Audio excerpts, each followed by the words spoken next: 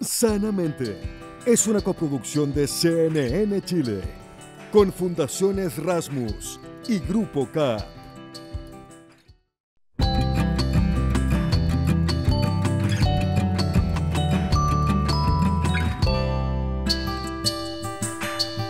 ¿Cómo están? Bienvenidos, bienvenidas otra vez a un nuevo capítulo de Sanamente.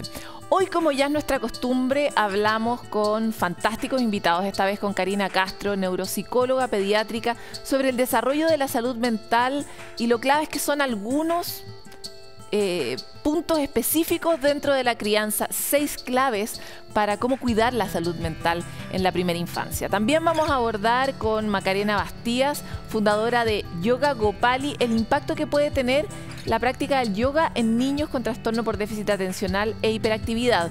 Además, vamos a comprender un poco más sobre los efectos que puede tener el trauma en nuestro cerebro adulto. Eso y tanto más en este programa que ahora comienza. Acompáñennos.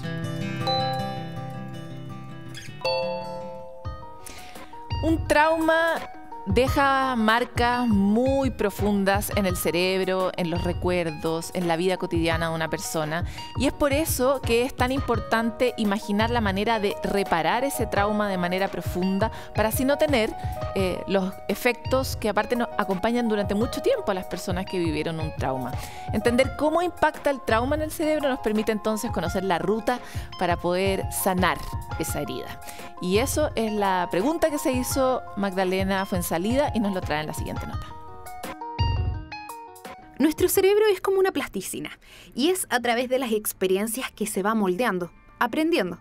El problema está cuando una vivencia lo marca de manera negativa, hasta el punto de dejar marcas. A esto lo llamamos trauma. Cuando ocurre un evento traumático, el recuerdo no queda bien guardado en el cerebro.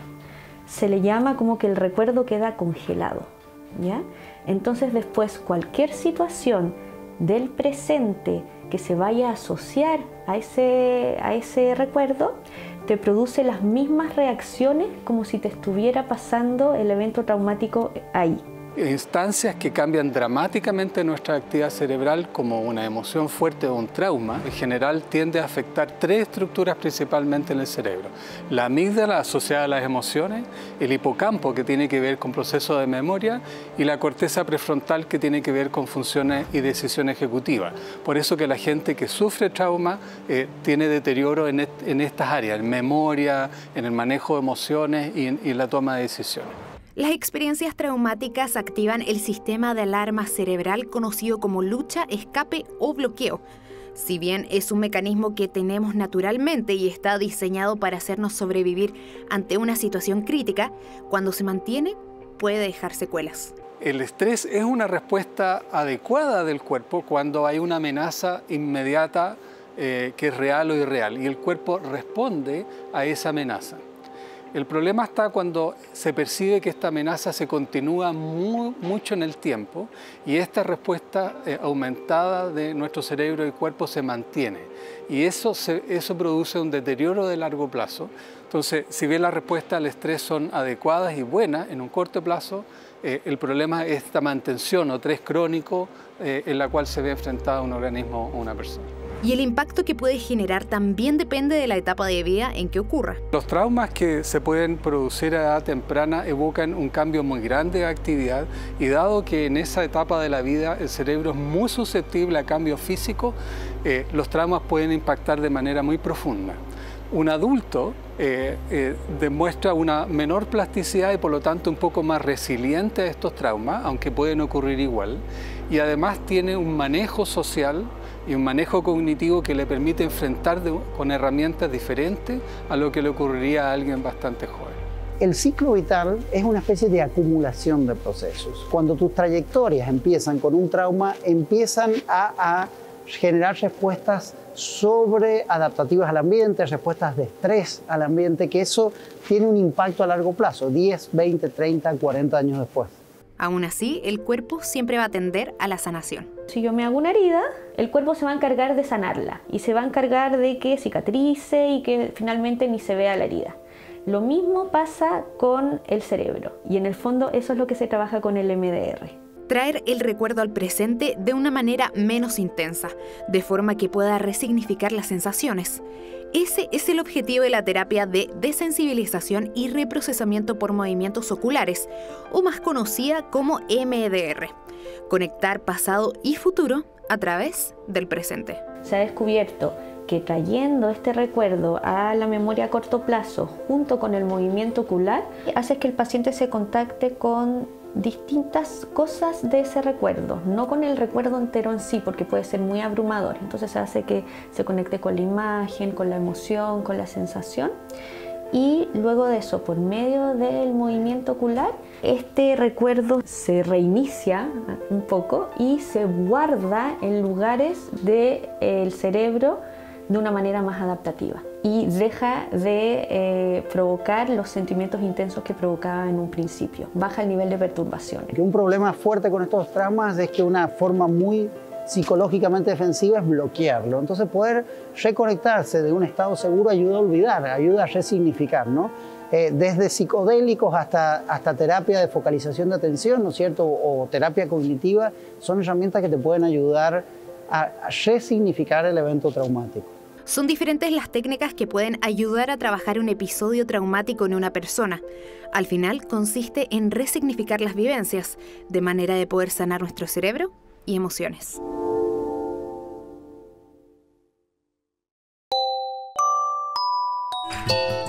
Los padres y madres de niños pequeños navegamos por un océano lleno de incertidumbre que está dado porque nosotros mismos fuimos criados de una manera que ahora, a la luz de los distintos hallazgos de la neurociencia, se nos comenta que tal vez no fue la mejor y que tenemos que desarrollar nuevas herramientas si lo que queremos es entregarles a nuestros niños seguridad y otras nuevas herramientas para enfrentar este mundo tan complicado en que les ha tocado estar. Es por eso que hoy vamos a volver sobre el tema de cómo podemos desarrollar tal vez ciertos elementos clave durante esa etapa tan importante que son los primeros años de vida. Y para eso estamos hoy con Karina Castro, es neuropsicóloga pediátrica certificada por la Universidad de Harvard en protección de derechos de los niños y por el Banco Interamericano del Desarrollo en políticas efectivas de desarrollo infantil. Así que nadie más adecuado para tener esta conversación con nosotros. Gracias, Karina, por estar aquí en Sanamente. Muchísimas gracias por la invitación. Karina, quisiera partir, tú has escrito distintos libros y por supuesto tienes enorme contexto respecto de lo que vamos a hablar, pero si tú pudieras dar recomendaciones específicas o dónde poner la atención para poder generar estos cimientos que permitan que nuestros niños y niñas estén mejor en el futuro, ¿dónde harías el acento? Bien, yo creo que, así como decías al inicio, criamos de una forma tal vez muy automática o como nos criaron a nosotros y tenemos que tomar la ciencia de los últimos tiempos para criar de forma más consciente, porque los números son alarmantes en todas las enfermedades mentales que estamos viendo ahora en la infancia y adolescencia. Entonces yo creo que cuando comprendemos que los cimientos de la salud mental se construyen en la infancia y que hay 6 pilares fundamentales que tenemos que atender desde temprana edad, porque tienen una conexión directa con nuestro cerebro y con nuestra salud mental, ponemos atención en eso. Entonces, por ejemplo, cuando te hablo del sueño, tiene que ver con, tenemos que comprender que cuando dormimos limpiamos toxinas y es súper importante limpiar toxinas para un cerebro sano. Tenemos que atender la cantidad y calidad del sueño. Tenemos que atender la microbiota intestinal. ¿Y qué quiere decir esto? Lo que los niños comen. ¿Cómo está esta alimentación? Porque la alimentación impacta en su atención, su memoria, sus pensamientos, sentimientos y acciones. Esos son 2 pilares de salud mental. Y por lo tanto, es muy importante que encontremos la manera, aunque sea difícil y aunque nos cueste mucho, porque nos cuesta mucho, de desarrollar rutinas adecuadas, con tiempo para que los niños puedan dormir y tener una salud del sueño adecuada. Y por otro lado, también mirar probablemente una alimentación equilibrada, porque entendemos que las grasas saturadas y en general la comida procesada tiene un mal impacto en el cerebro, ¿no? Claro, cuesta un montón, pero viene de la mano de una educación. O sea, si yo, madre, padre informado, comprendo que esto es uno de tantos pilares para tener salud mental, entonces me informo e informo. Informo a mi hijo, lo informo a lo largo de los primeros años de vida y voy generando mayor conciencia. No voy prohibiendo, pero voy generando mayor conciencia, voy generando rutinas y de esta forma me voy asegurando que esos pilares, esos cimientos de la salud mental que lo van a sostener para el resto de su vida estén ahí. Un tercer componente, Paloma, que es crítico, tiene que ver con el uso de las pantallas, la luz azul y lo que emite, esta luz azul que emiten los dispositivos, el impacto que tiene en nuestro cerebro, en nuestro reloj biológico, nuestro ritmo circadiano. Comprender eso nos permite gestionar de una forma distinta las pantallas y no solo gestionar, sino que educar a nuestro hijo en esta forma, ¿cierto? Ahora, en ese sentido específicamente y sobre la evidencia que hay científica, ¿cuál debiera ser el momento tope en que nuestros hijos tengan acceso a pantallas? Porque plantearle hoy día a un padre que no le dé acceso a pantallas a los niños es muy difícil. Entonces pensemos en un camino intermedio, que es como cuándo los niños ya no debieran tener más pantalla antes del sueño. Bien. De 0 a 2 años es idealmente nada de pantallas y esto lo recomienda la Organización Mundial de la Salud. Ahora, de 2 a 6 años dicen que máximo 30 a 40 minutos, contenido de calidad y supervisado. Yo siempre creo que menos es mejor. Y si queremos que nuestro hijo se vaya a dormir a las 7 de la noche, 2 horas antes no debería estar expuesto a la luz azul, o a las 8 de la noche, 2 horas antes no estar expuesto a la luz azul. Eso es crítico para no alterar su reloj biológico, su ritmo circadiano. ¿Que eso en qué le afecta? Le afecta en la energía con la que se levanta, en la calidad del sueño, le afecta en la energía con la que transita en el día y el aprendizaje, pero también le afecta en los niños que estamos viendo ahora estreñidos. El reloj biológico afecta cómo trabaja nuestro sistema digestivo. Entonces, si te das cuenta, hay una relación directa de nuestra salud física y mental. ¿Cuál sería el cuarto pilar? El cuarto pilar tiene que ver con la oxigenación. Estamos hablando de niños que, más allá del sedentarismo, y queremos que los niños se muevan y sean activos, necesitamos que los niños respiren por la nariz.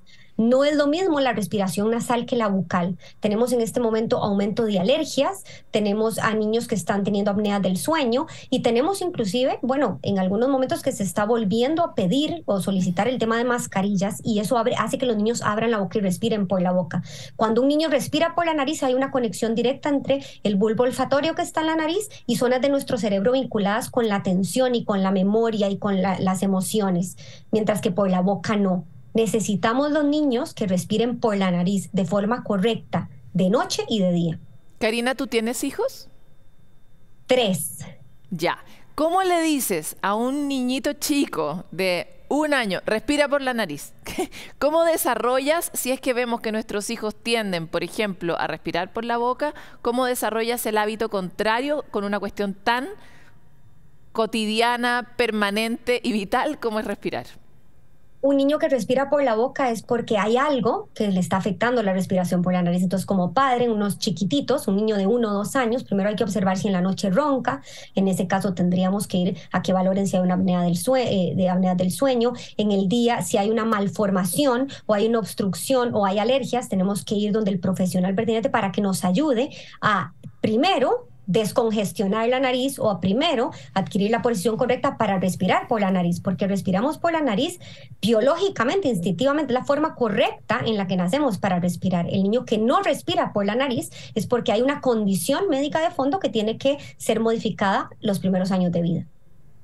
Y cuando ya, por ejemplo, la condición médica ha acostumbrado a este humanito a respirar por la boca, ¿qué tipo de ejercicios o tips tienes tú para que los niños vuelvan a respirar? ¿O simplemente sabemos que corrigiendo el problema los niños naturalmente vuelven a respirar por la nariz?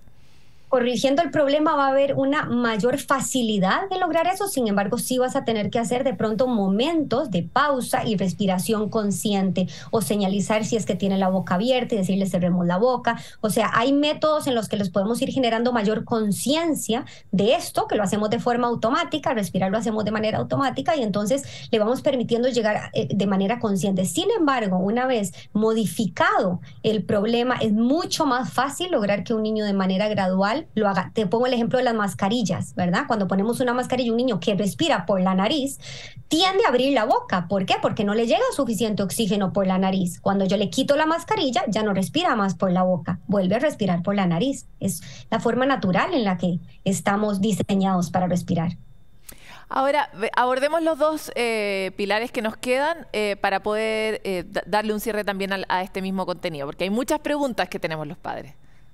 Bien, la quinta tiene que ver con el juego como una necesidad biológica. A veces pensamos que el juego es como lo que resta después de nuestros deberes y hoy sabemos que así como el hambre, ¿verdad? O sea, como comer o dormir, jugar es una necesidad biológica y permite que los niños gestionen emociones, que regulen situaciones internas que tal vez no puedan verbalizar, pero al mismo tiempo le permite tener una homeostasis a nivel de su cerebro y su cuerpo. Entonces debemos de buscar de manera consciente espacios de juego donde el niño tenga ese lugar para jugar en casa y donde nosotros facilitemos ese espacio para que lo haga.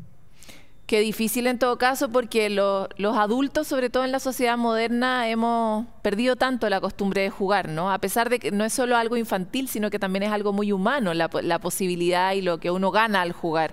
¿Qué tips le darías tú tal vez a los padres y madres respecto de, no sé, cuánto juego debieran intencionar para que pueda ser más fácil tal vez adquirir este hábito? Creo que nos tenemos que quitar el peso de creer que nosotros tenemos que jugar siempre, que eso es algo que nos ha vendido mucho las redes sociales y es que tenemos que estar jugando con ellos. Tenemos que pensar que el juego es el trabajo de los niños. Entonces, para hacer su trabajo necesitan un espacio físico en la casa para hacerlo.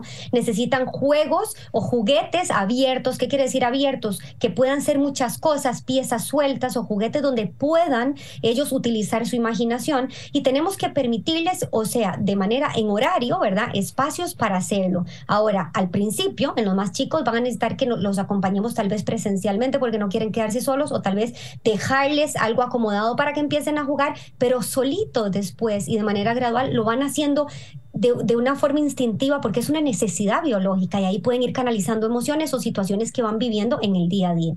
Claro, a veces necesitan que uno les dé el primer modelo, ¿no? ¿Qué se puede hacer con este juego, por ejemplo? Y ahí después ellos mismos exploran. Ahora, en el sexto pilar, ¿cuál es? El sexto pilar, tenemos que comprender que todo esto, todo lo que estamos hablando, se debe de construir en un ambiente que me dé tranquilidad y seguridad. Tenemos que romper un poco el mito de que la chancleta a tiempo o que la letra con sangre entra o de que un niño cuando se castiga a tiempo, digamos, es que se evitan las consecuencias o evitamos esto de la generación de cristal. Tenemos que entender que los niños necesitan límites y hay una zona del cerebro que se llama el prefrontal que está ahí para recibir y comprender e incorporar los límites. Y si nosotros no ponemos límites, los niños van a tener una mayor predisposición a sentirse ansiosos o angustiados en el ambiente que están. Ahora, la forma en la que se pone el límite es lo que hace la diferencia. Poner un límite desde un lugar empático y desde un lugar donde yo entiendo y acompaño esa emoción, pero mantengo el límite, es lo que necesitan estos cerebros y es lo que necesitan para crecer en un ambiente que les permita tener salud mental. Karina, tratemos de llevar esto a una situación, porque la verdad es que cuando uno habla de límite y de castigo, muchas veces hay quienes lo comprenden como un sinónimo. Entonces, imaginemos una situación de un desborde infantil tradicional. Todos los que tenemos niños chicos sabemos que a eso de los 2, los niños empiezan a tener como lo que en Chile se dice una pataleta, ¿verdad? Un berrinche, les cuesta controlar sus emociones. En esa situación, ¿qué es un límite y qué es un límite de sangre, podríamos decir? Vamos a ver, vamos a pensar que un niño de 3 años es miércoles, estamos en el supermercado y hace una pataleta porque quiere que le compre un chocolate.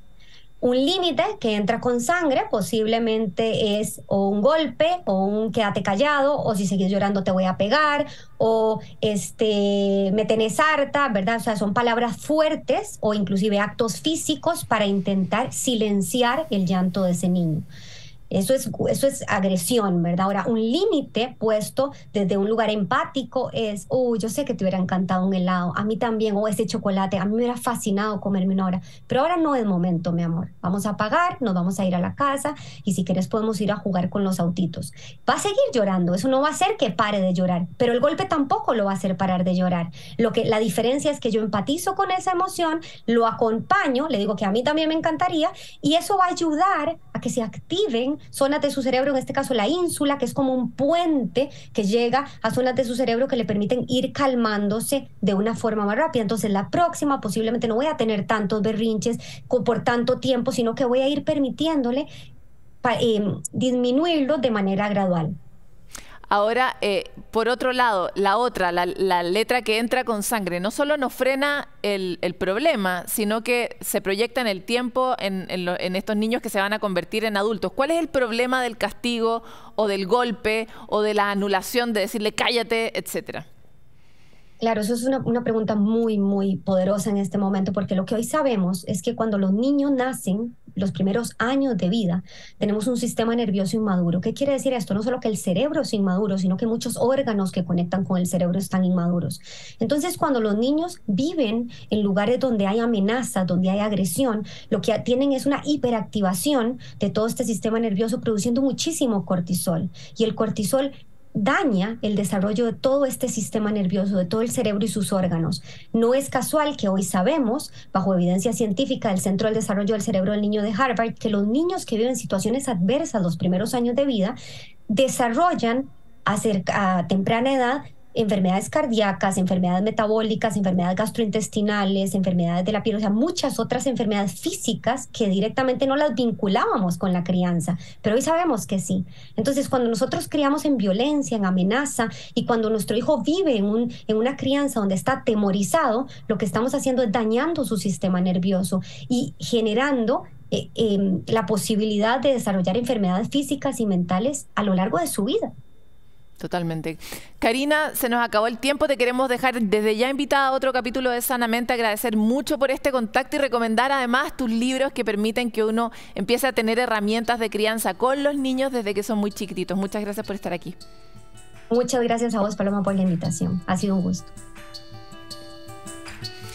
Estamos en una época que cada vez que escuchamos una nueva recomendación hay una dimensión, por un lado, de culpa, por otro lado, un cierto agobio de no saber bien cómo podemos ser mejores padres en estos contextos cotidianos, pero sin duda, empezar a conocer la ciencia que hay detrás y algunas técnicas nos ayudan a estar más cerca de ese otro lugar, de cuidar la infancia, que es lo más importante sin duda.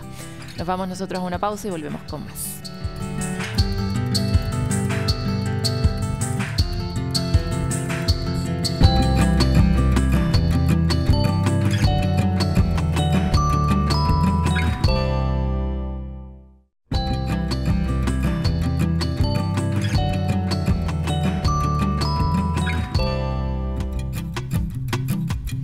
Durante este mes se conmemora el Día Mundial de la Toma de Conciencia del Abuso y Maltrato en la Vejez. Imagínense lo importante, algo para variar debajo de todas las aguas. Nunca hablamos de estos temas.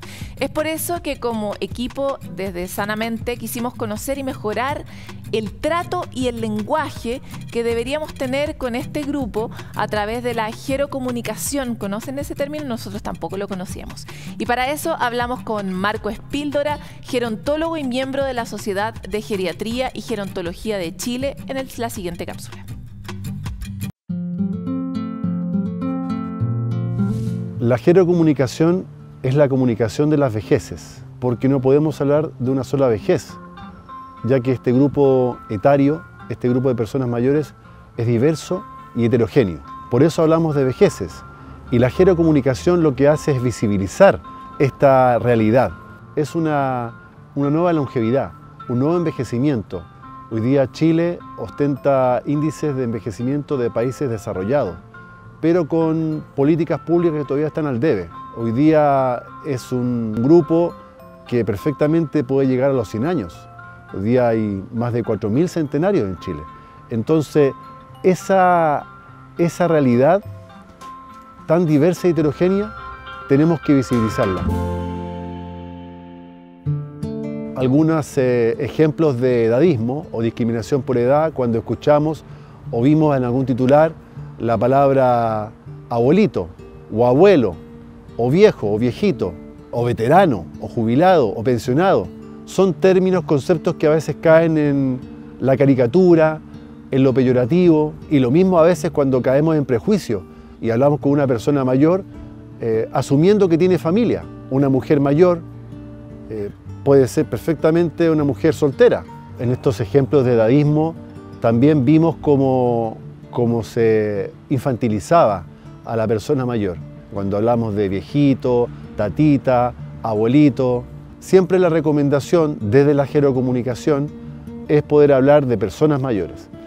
Ojalá evitar esto de nuestros adultos mayores o nuestras personas mayores, porque no son de nuestra propiedad. Esto de encasillarlos como si todos fueran abuelos.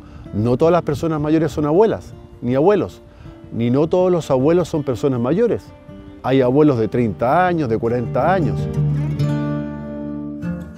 El lenguaje efectivamente nos puede ayudar a acercarnos a esta realidad de personas mayores para que tengamos también un lenguaje inclusivo. Las palabras decretan porque las palabras importan y la comunicación, en definitiva, nos abre puertas para tener una sociedad para todas las edades. Necesitamos el poder acercar esta realidad, el poder visibilizarla para que todas las generaciones puedan tener un trato inclusivo hacia las personas mayores. Y el trato pasa por el lenguaje.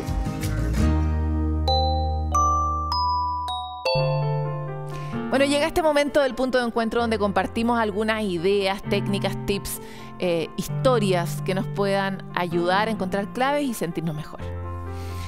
Y vamos a partir con esta historia fantástica, porque tal como las mascotas pueden llegar a ser un pilar tan importante en la salud mental de muchos, también lo puede ser la fauna salvaje, una enorme fuente de sanación. Este es uno de los mensajes que muestra el documental Wildcat, que narra la vida de Harry, que es un ex soldado británico que fue enviado a Afganistán, imagínense, a los 18 años. Debido a la guerra, Harry sufrió necesariamente, obvio, un estrés postraumático, es algo muy típico de las personas que han estado en zonas de guerra, y también depresión. Y a propósito de que le costaba mucho dialogar con estas dos situaciones, decidió junto a su pareja, Samantha, mudarse a la Amazonia peruana. Una vez ahí comienza un proceso de recuperación junto a una pequeña cría de ocelote que el grupo conservacionista Hoja Nueva le entrega. Un documental narra cómo esta cría, que se llama Keanu, logró ayudar a sanar la salud mental de este ex soldado y le permitió construir una esperanza y ayudar a otros para poder encontrar una salida de esa situación tan difícil que es el estrés postraumático y la depresión. Harry narra en este documental cómo es vivir con estrés postraumático y depresión y cómo se pueden encontrar salidas. Si ustedes quieren verlo, está en la plataforma digital de Amazon Prime.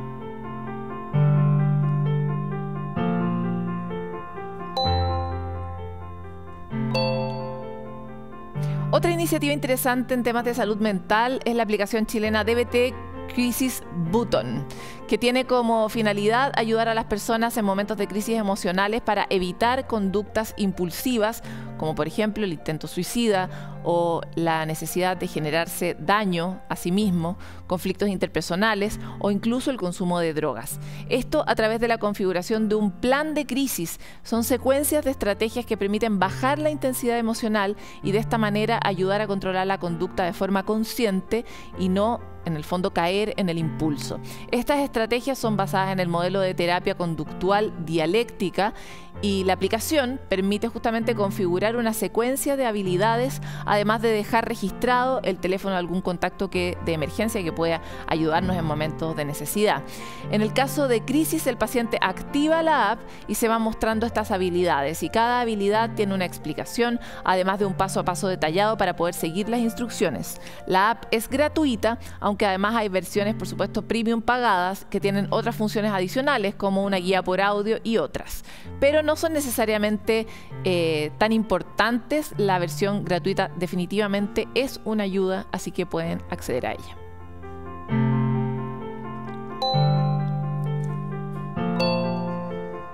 ¿Sabían ustedes que 1 de cada 4 personas va a tener algún trastorno mental a lo largo de su vida?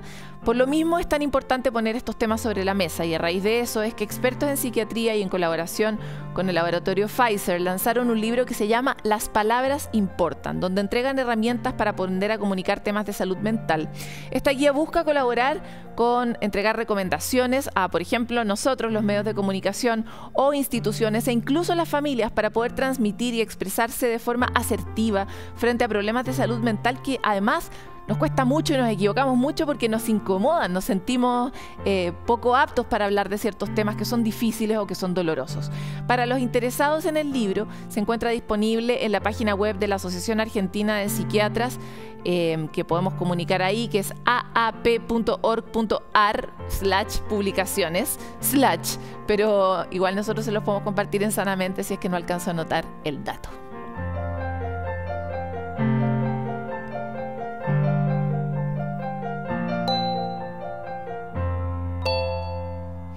Como ustedes saben, nosotros disfrutamos mucho de ese momento en que vamos a la calle y ustedes nos cuentan técnicas que han desarrollado a lo largo de su vida, casi de forma intuitiva, para sentirse un poco mejor.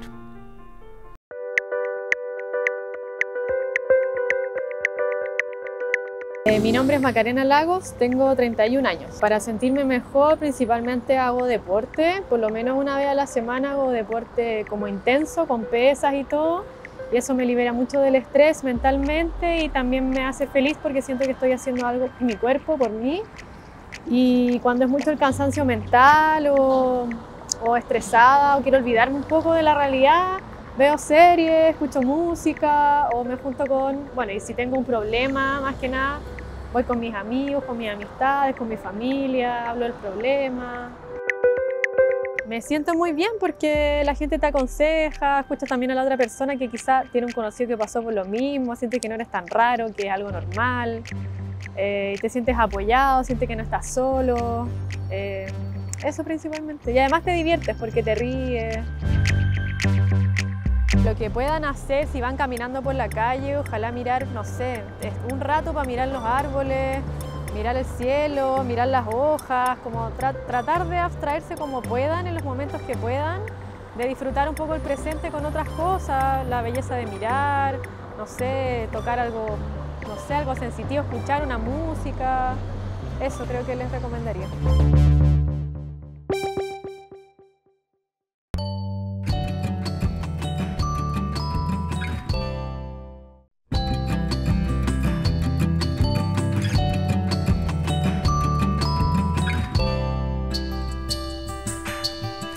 La práctica del yoga ya está bastante expandida en el mundo adulto. Muchos, me incluyo, hemos tratado de practicarlo con cierta con cierto método, ¿verdad? Con cierta frecuencia, a veces lo logramos, a veces no, pero poco sabemos de sus beneficios y el impacto que puede tener en el trabajo con niños y específicamente aquellos que tienen necesidades específicas, por ejemplo son hiperactivos o tienen algún problema con déficit atencional, que es algo muy común y súper diagnosticado en Chile.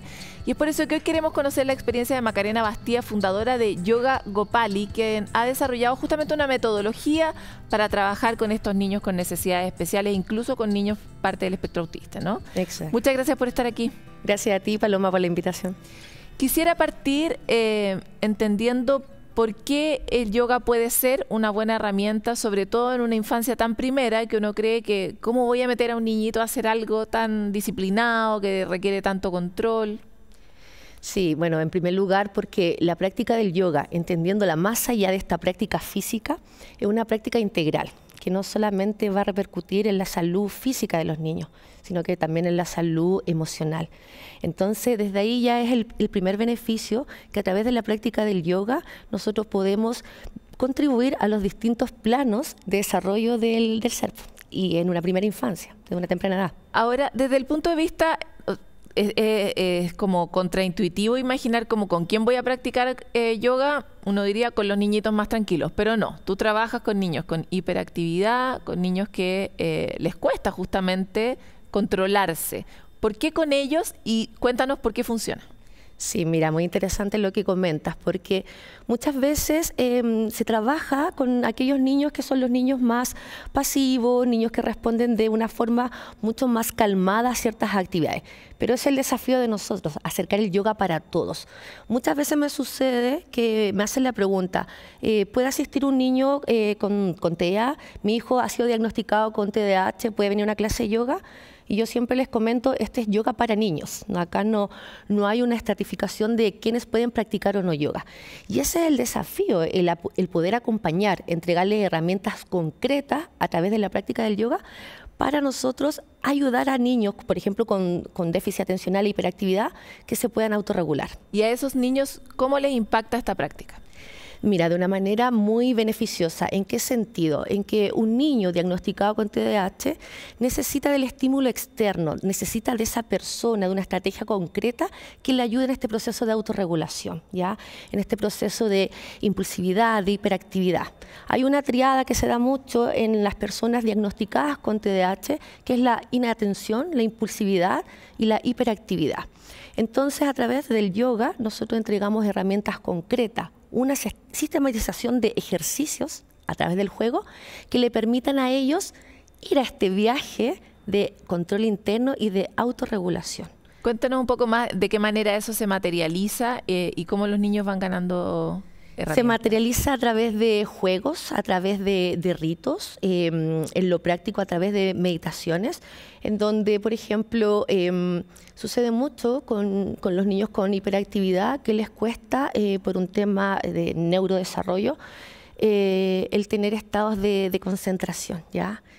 Entonces, en una práctica de yoga tenemos una campana que está relacionada con la campana de la concentración. Entonces, desde un elemento práctico, concreto, el niño relaciona que al apretar ese botón, al llevar su dedo al entrecejo y al escuchar el sonido que emite esta campana, se activan mis antenitas de la atención y la concentración.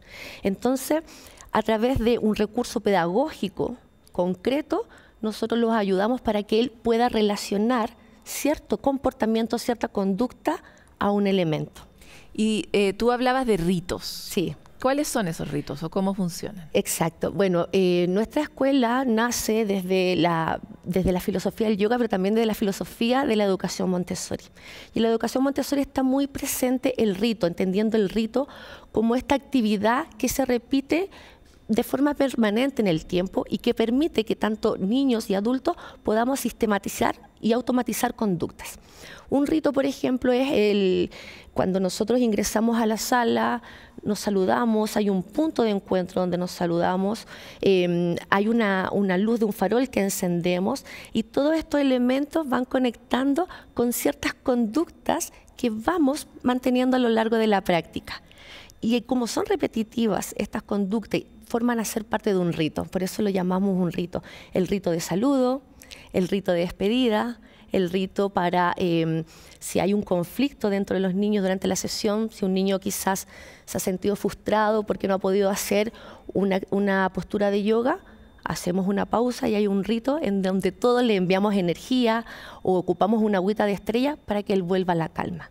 Todo eso es parte de un rito, lo llamamos así, porque responde a un acto concreto en que el niño después internaliza como una actividad que yo puedo relacionar para calmarme. Oye, y cuando tú recibes estos niños, ¿en cuánto es súper enfocada en el resultado mi pregunta, pero piensa en la ansiedad de los padres, ¿no? Sí. Y de las madres. Cuando tú recibes un niño, hasta que tú empiezas a ver cambios en su forma o su capacidad para controlarse o para concentrarse, ¿cuánto tiempo pasa? Mira, dentro de mi experiencia ya hay una evidencia de que está teniendo un impacto esta práctica cuando ya llevamos aproximadamente un mes, es decir, una práctica de al menos 2 veces por semana, ¿bien? Lo que tú dices se da obvio mucho. Y depende mucho de cada niño. Pero... De cada niño y también de la ansiedad a veces de los padres, porque a veces la ansiedad en esperar ciertos cambios con la práctica de yoga genera en los niños mucha más inquietud. Y pasa mucho con los niños con TDAH, en que ya hay una presión social muy fuerte, en donde están muy estigmatizados. Y necesitan tratar de dar un resultado rápido, terrible. Y están muy condicionados. Me pasa mucho que tú terminas una sesión y te preguntan, tía, ¿cómo lo hice? Oh. Y eso es súper triste porque nosotros también debemos entender de que todo este viaje que es nuestra evolución como seres humanos no tiene que estar condicionado por resultados, como decías tú. Hay un resultado, sí lo vemos, pero acá lo importante es centrarnos en el proceso individual. Y ahí también nosotros, si bien hacemos una práctica grupal de yoga, también debemos responder a una naturaleza individual de cada niño y niña. Y también existe la posibilidad que para niños con trastorno con TDAH podamos hacer una práctica ya más individualizada. Y ahí se hace un trabajo tanto con los padres como con los niños. Igual es muy lindo porque cuando uno hace algo con otro de pasadita, igual gana una comunidad, ¿no? Que es algo que muchas veces para niños que tienen diagnóstico, no sé, pues que es el niño más hiperactivo de la sala, que lo han retado toda su vida porque no se queda tranquilo, o tiene problemas para concentrarse, o les va mal en el colegio. En el fondo son niños que empiezan a llenar su mochilita de una carga muy grande y se empiezan a sentir muy raros y muy solos, ¿no? Exacto. Sí, sucede mucho que los niños con TDAH está muy disminuido su autoestima, ¿ya? Porque constantemente se le está diciendo, literal, eres tonto, no puedes, quédate tranquilo. Incluso me ha pasado de niños que llegan y me dicen, no, es que yo soy muy disperso. Y yo les pregunto, ¿y qué es ser disperso? No sé. Entonces, como tú dices, llevan una mochila con muchas etiquetas, en donde esas etiquetas a veces logran traspasar no solamente el círculo más cercano a nivel familiar, sino que el docente y también los compañeros. Entonces nosotros desde lo práctico, ¿qué hemos hecho en nuestra escuela? Incorporar los guardianes del yoga. Y hay distintos guardianes y guardianas que lo que tienen por objetivo es visibilizar a este niño que ha sido invisibilizado por las etiquetas. Porque el niño disruptivo realmente es el niño, incluso hay estudios que así lo manifiestan, estudios en donde se ha entrevistado a padres con niños con TDAH que no son invitados a los cumpleaños. Y es súper alto el índice de niños. Oye, espérate, pero ¿cómo hacen los guardianes? Bueno, ¿Qué guardan? Un guardián, por ejemplo, está el guardián del silencio. Generalmente el guardián del silencio es el niño más disruptivo, el que le han dicho o le han hecho creer que es un bullicioso. Entonces, el silencio nosotros no lo imponemos. El silencio habita en cada uno de nosotros y es el desafío de descubrir ese silencio. Entonces, el guardián del silencio es ese niño que a través de un instrumento llama al silencio y es el encargado de preservar le regalas este un silencio. Poder que le han quitado. Y tiene un superpoder. Entonces él también después comparte ese superpoder en la casa, el guardián de la paciencia, que es generalmente el niño que es el último en la sala que le toca llevar a cabo una actividad, y ese niño es el guardián de la paciencia.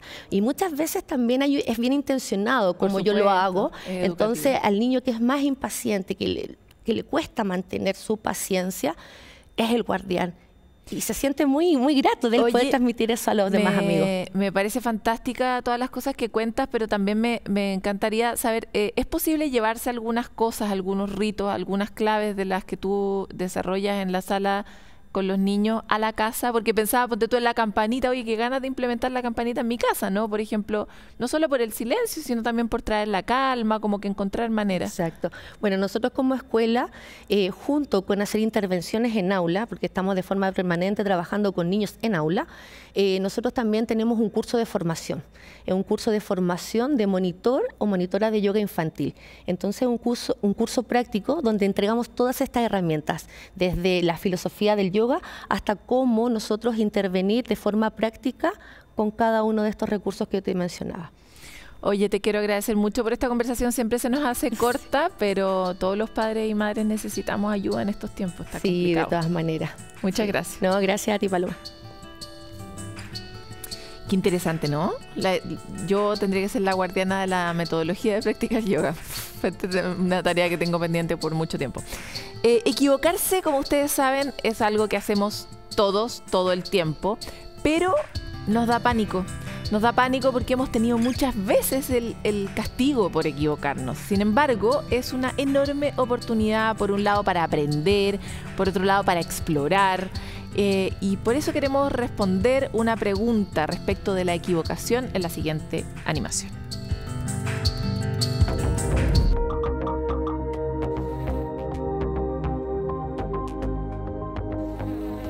Elijo el cuaderno verde o celeste, una elección que parece fácil, pero que sientes que si tomas la decisión incorrecta, será el fin del mundo. Sí, suena una exageración, pero para algunos la posibilidad de equivocarse puede llegar a paralizarlos. Toda decisión implica arriesgarse y tampoco ayuda a que socialmente no es bien visto el desacierto y lo asociamos al fracaso.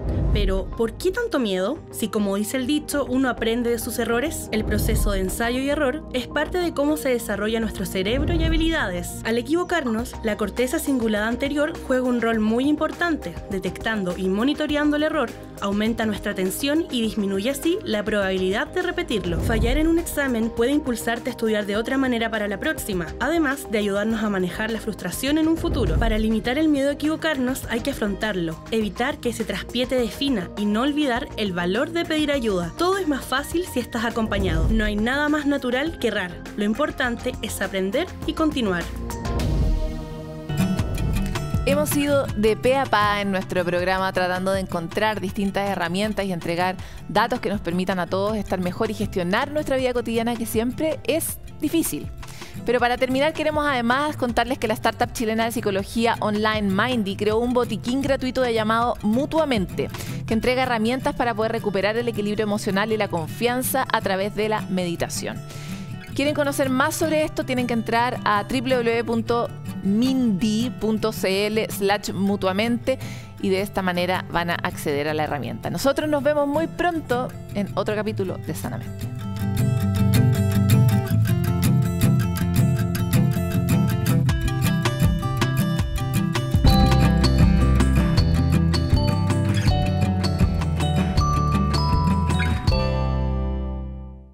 Sanamente es una coproducción de CNN Chile con Fundaciones Rasmus y Grupo K.